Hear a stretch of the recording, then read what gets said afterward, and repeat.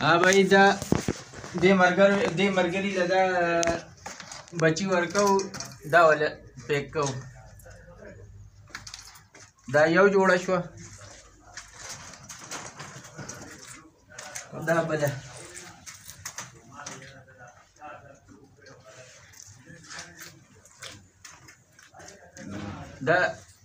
दा यौ नर दे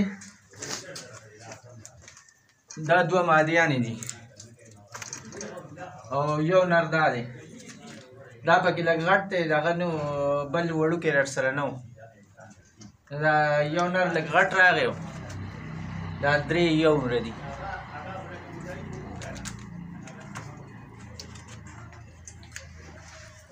دا شهید بھائی شهیدو ته چې دی نو بوزي دا دی دا اوس دله پیک کومه دی بوزي دا ورسره ملګری راغلی دا دوه جوړې ولا اوس دغه کوم جمشید بھائی السلام علیکم دا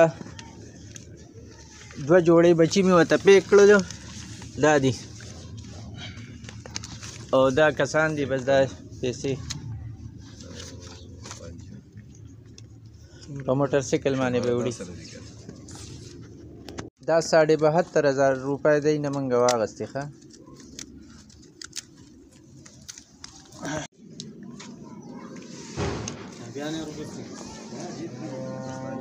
دا والا ورسره یو دړی پیړ ورکړو وی پیړ پسې به څه ګرځو مې زه بیا هلته ځان له راوالې دغه پیړ شو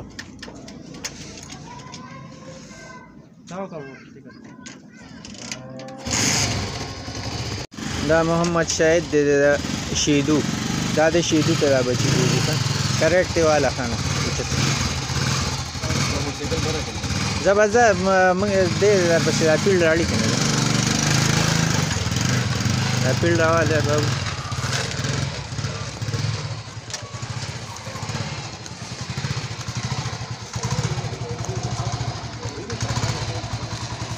दोस्तों ये हमारी सवाबी की ब्रांच है तो आगे जो कस्टमर हैं गरीब वाले वो ब्रांच से ही माल लेके जाते हैं।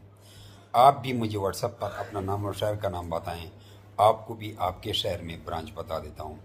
जब मेरा bit farming company private limited Pakistan government of Pakistan से मंजूर शुदा पाकिस्तान और पूरी एशिया की सबसे वाहिद वो बड़ी कंपनी है जो आपको खरगोश देकर 50 साल तक उनके बच्चे वापस का खरीदने का एग्रीमेंट करती है और 26,000 का आपसे एक जोड़ा लेती है जिससे आप 5-10 लाख रुपए माहाना कमा सकते हैं और सबसे ज़्यादा मुनाफा इस कारोबार में है। और हमारी मेरी कंपनी के पूरे पाकिस्तान के हर शहर में ब्रांच हैं। लेकिन याद रखना पहले आपको मैं ट्रेनिंग भेजूंगा व्हाट्सएप के जरिए, वो ट्रेनिंग आपने सीखनी फिर आपने ब्रांच पे जाना है। और अगर यहाँ से डायरेक्ट मंगवाना चाहते हैं तो यहाँ से भी मंगवा सकते हैं। मेरे एक दोस्त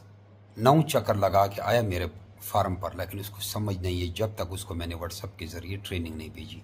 तो ये ट्रेनिंग सीखें और 5-10 लाख आप महीने का इजीली कमा सकते हैं। पूरे पाकिस्तान में हमारी ब्रांच है और अगर आपने भी इस तरह ब्रांच बनानी है तो आपको भी ब्रांच बना के दे सकता हूँ। तो आप अपना नाम और शहर का नाम भेजिए और रैबिट के मुतालिक हमसे पूरी मालूमात हासिल करें। ये हमारी सवाबी की ब्रांच है और वहाँ के लोकल कस्टमर वहाँ से खरगोश लेके जा रहे हैं। जज़ाकुमुल्लाह खैरा।